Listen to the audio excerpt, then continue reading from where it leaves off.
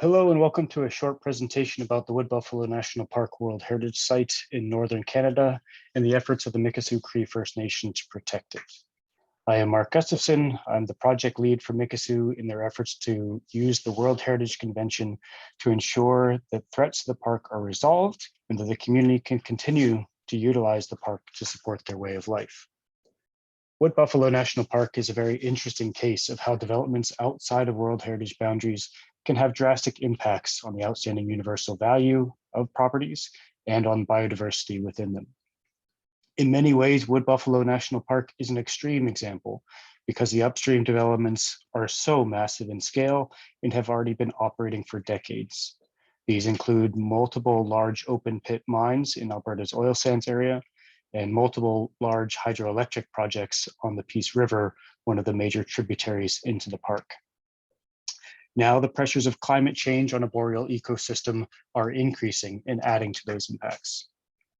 From a corrective action and World Heritage advocacy perspective, Wood Buffalo National Park is also interesting because World Heritage scrutiny and active oversight has been prompted by an Indigenous community from the property, Mikisew Cree First Nation, and many of the issues center around complex cross-jurisdictional water governance.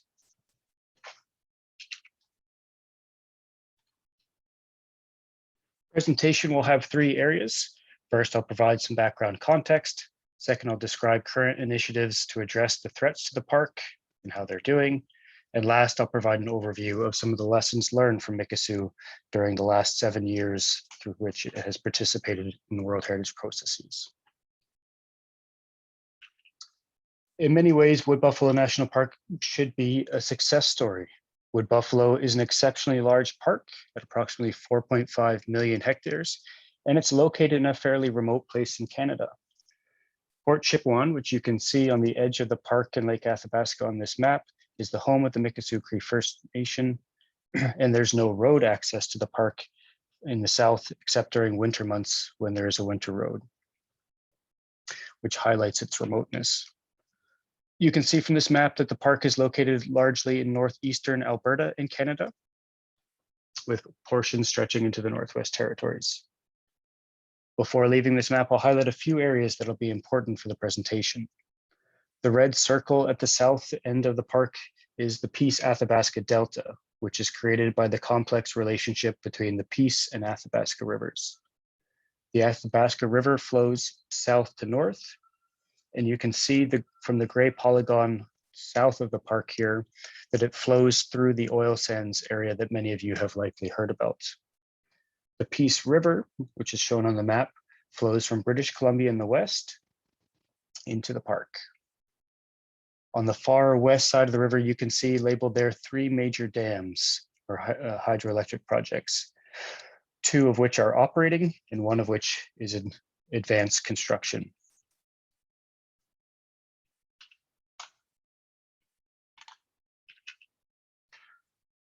Wood Buffalo National Park is an exceptional area.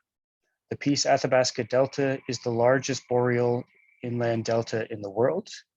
It was described as the disproportionate heart of the property by a 2016 reactive monitoring mission. The park also supports habitat of the endangered whooping crane, and there's an unbroken relationship between wolves and wood bison populations in the park. While most of the bison herds in the park are considered diseased, in part because of poor management decisions in the past, there is one unique herd that utilizes a southern portion of the park that is not diseased and is of great conservation importance. So who are the Mikisew Cree First Nation? The Mikisew Cree are an Indigenous community with approximately 3,000 citizens. Its administrative center is in Fort Chipewyan, but its traditional territory covers the full extent of the pad and into the oil sands area south of the park. Mikisew members still rely on traditional activities for their livelihood and cultural and spiritual continuity. In this sense, the park is central to their way of life. In the Canadian context, Indigenous peoples have rights that are protected under the Constitution, and Mikisew is no exception. They have rights under what's called Treaty 8, in addition to other inherent rights.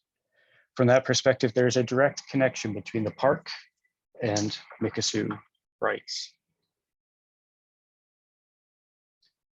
The connection that Mikisew people have with the Delta is profound. The quote here on this slide gives you a sense of that. In Mikisew's words, the Delta, which is called Ayahuasca in Cree, is precious. It is their home, their grocery store, their classroom, their church, their highway, their photo album. The Delta informs how Mikisew people think. It informs how they see the world. All of that comes from the Delta. The Delta is the place where their happiest memories live. It's what the animals love: muskrat, beaver, moose, bison, fish, birds, and every other living thing. In the Delta, the Mikisew folks say, water is everything, or nipi tapitum in Cree.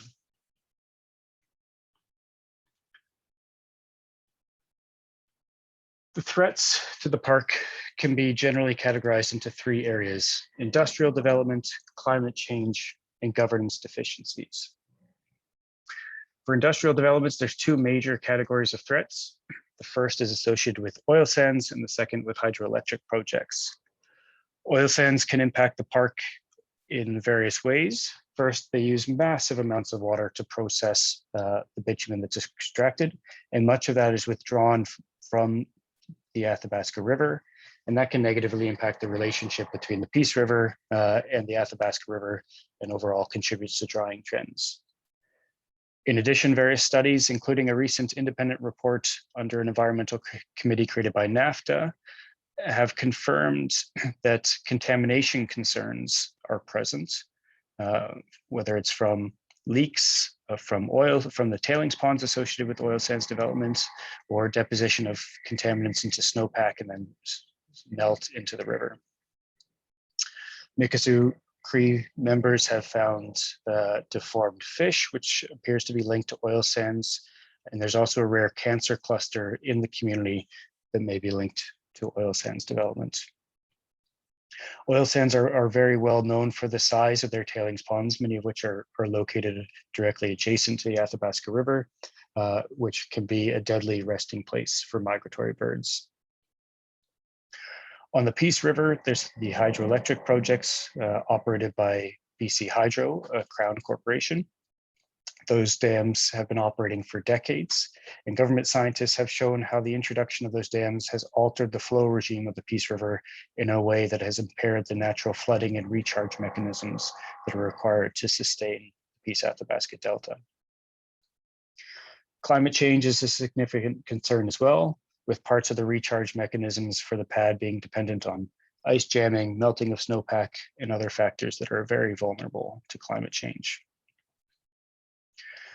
The industrial developments that are impacting the park exist in an exceptionally problematic governance context.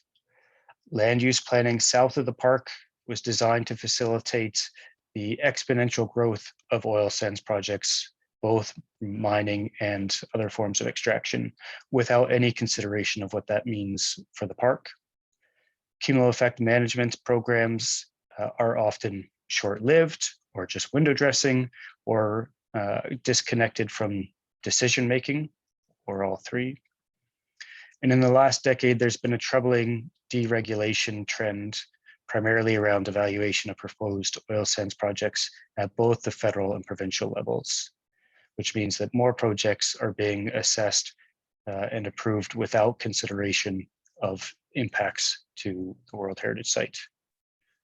Water governance, which is in many ways the path to saving the park, is completely missing.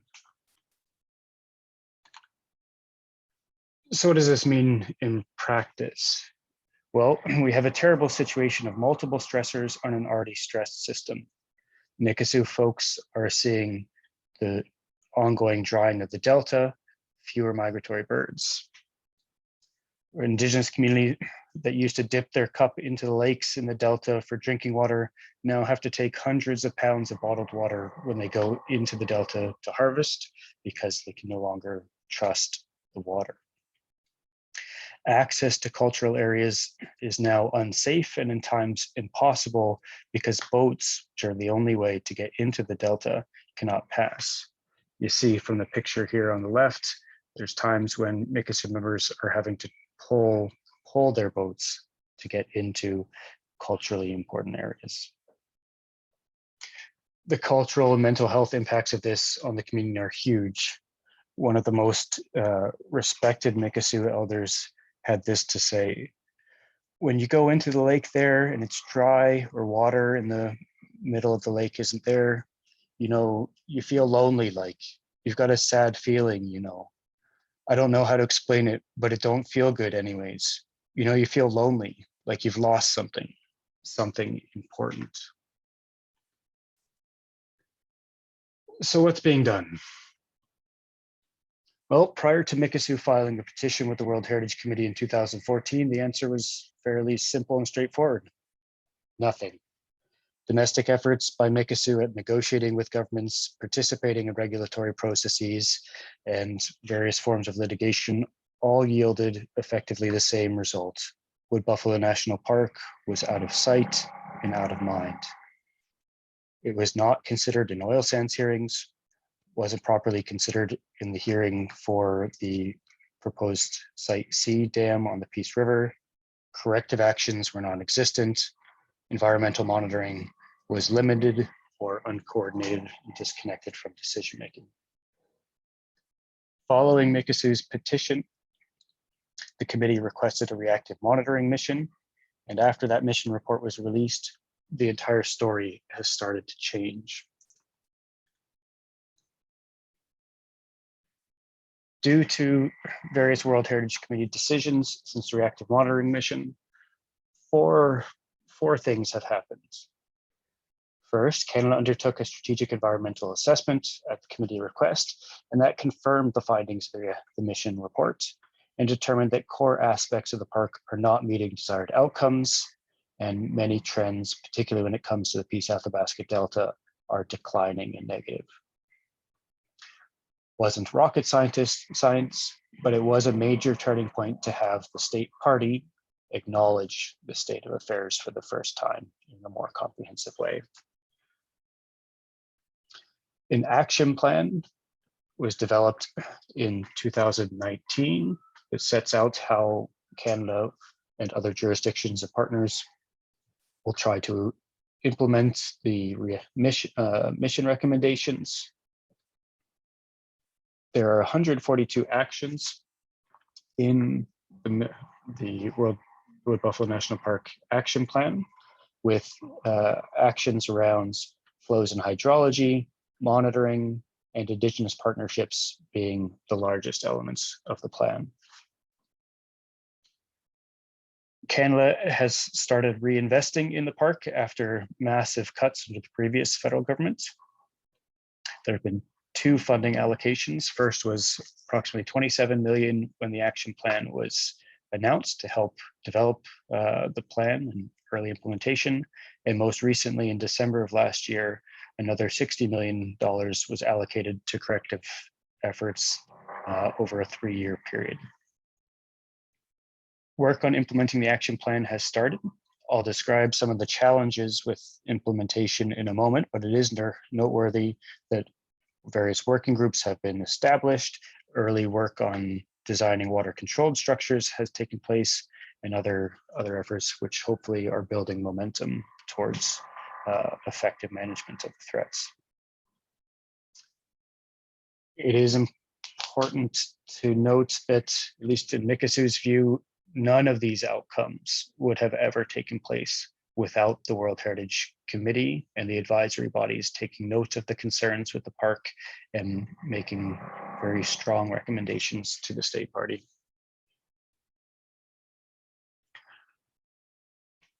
The recent decision from this summer by the World Heritage Committee confirms that, notwithstanding the momentum that's being created in the action plan and early efforts to implement it, there are huge issues that still need to be tackled.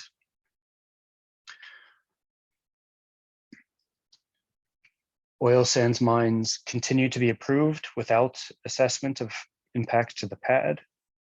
The Site C dam on the Peace River is continuing to advance in its construction. It's now hit water diversion stage, and all of that has taken place without the requested assessments by the committee.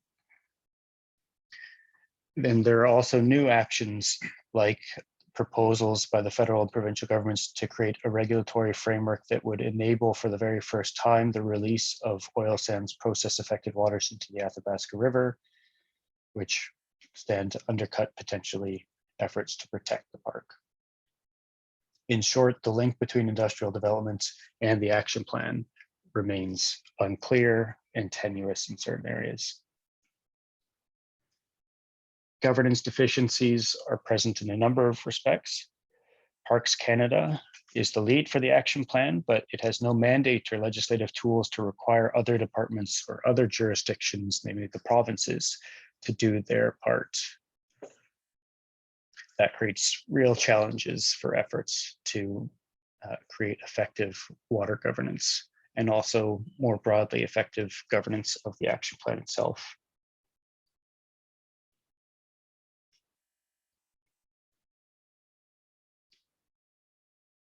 Canada's efforts to create better partnerships with Indigenous communities and to ensure they have a real role in decision-making relating to the threats affecting the park are still in a nascent stage.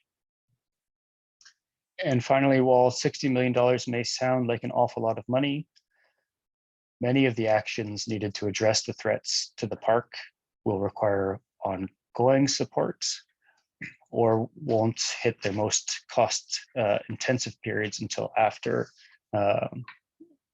3 years from now, at which point the $60 million allocation will have expired. So there's a real need for a more long-term permanent funding mechanism to support the efforts to protect the park.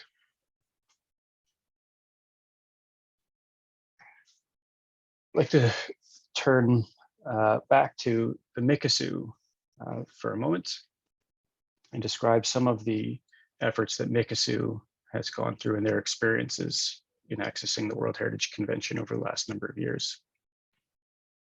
So Mikisew's approach has been what I'd characterize as an all hands on deck approach, in the sense that Mikisew is using every available tool that it has to advance efforts to protect the park and resolve the threats to it. It's been a resource intensive effort. It's been all consuming, but it is a clear direction from community members. Direct engagement in World Heritage processes has been the backbone of the Mikisew approach. This includes the formal petition that Mikisew filed in 2014 to ask the committee to inscribe the property on the list of World Heritage Sites in danger. But it's also been followed by direct outreach to advisory bodies, to committee members, and most recently, the Indigenous communities of Fort Chipewyan started developing what they've called an Indigenous State of Conservation report as a way of ensuring that their information can be brought forward in a timely and effective manner that's consistent with what state parties are also doing. While there have been many challenges working with the state party, Mikisew has been proactive on that front as well. Mikisew has been involved in action plan implementation efforts to make sure that those processes are as effective as possible. And this has also been complemented by direct engagement with the federal environment minister and other senior officials, with really the core objective being to ensure there's more accountability and new effective relationships when it comes to domestic efforts to respond to World Heritage Committee requests. Mikisew hasn't been content to leave everything up to governments for addressing the threats to the park, and has been proactive itself. A very good and positive example has been Mikisew's initiative to create a coalition of industry and governments and NGOs to create a new conservation complex along the southern boundary of Wood Buffalo National Park as one part of the tools for addressing threats from oil sands in particular. Over the last 2.5 years, that has led to an outcome where there is now a 300,000 hectare new conservation area where development won't be allowed along the southern boundary of Wood Buffalo National Park. That covers some of the major watersheds that flow directly north into the main water body in the park. in the Pad Lake Clare, the Buckton watershed, the McIver watershed, and the Birch River watershed. Because of experiences with government-led monitoring over the years, Mikisew has brought together the other Indigenous communities of the Peace Athabasca Delta to design a research and monitoring institution that would be led by them and integrated into decision-making as their preferred response to committee requests around monitoring. That institution, the Peace Athabasca Delta Institute, is in advanced design stages, and Mikisew is currently working with federal government and others to try and design a sustainable funding and resourcing system for the Institute.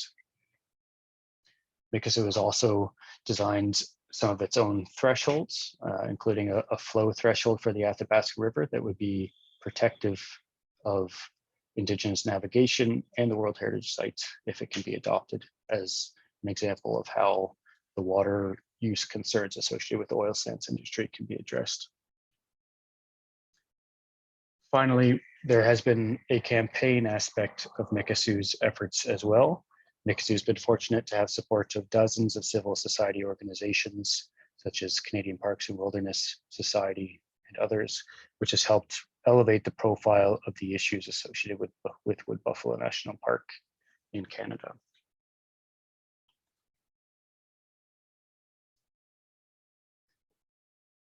Of those efforts, what's working? Well, it seems pretty clear in hindsight that the filing of the petition by Mikisew to the World Heritage Committee in 2014 was a game changer. It initiated a range of dialogues, evaluations, and World Heritage Committee decisions that have resulted in the state party taking note and beginning to work on the issues in a way that they hadn't before. Another element that is working is Mikisew has worked very, very hard to ensure that advisory bodies and committee members get trustworthy information and have a more fulsome picture of what's happening, what's not happening.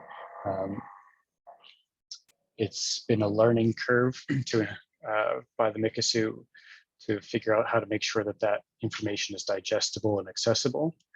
Wood Buffalo National Park, because of the scale of the threats, the duration of the threats, is an area where there, for any given issue, can be thousands and thousands of pages describing what's going on, and learning how to synthesize that so that it can be readily digested by advisory bodies and committee members has been exceptionally important.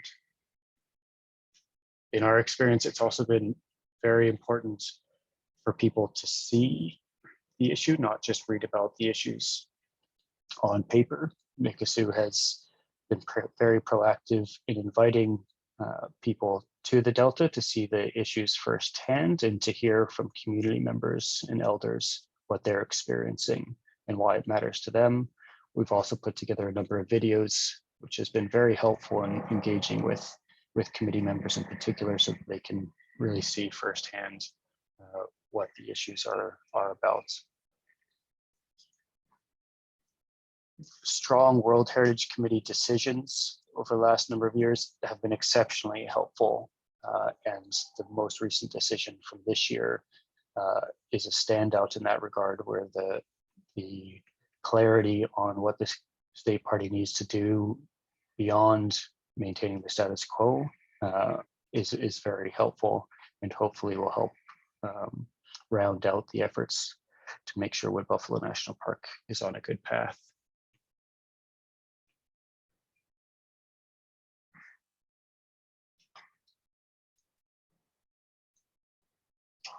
What hasn't worked?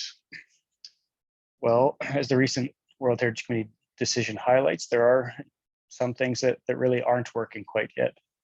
Ultimately, there remains a disconnect between what the committee requests and whether domestically there will be effective processes and actions to address the committee requests.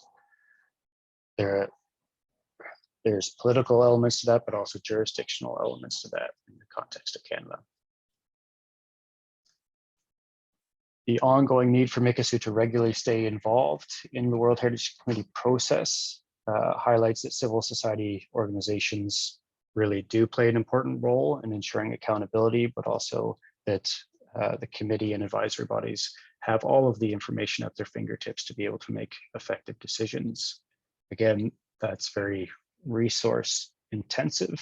It does involve Mikisew having to engage in a process which in many ways is foreign to them.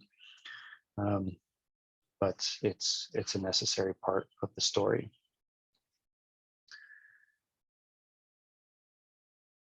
Another thing to point out in that vein is that this has been a heavy burden on the Mikisew. They've had to fundraise and divert resources from other community initiatives and priorities in order to be effectively involved in the World Heritage Committee process.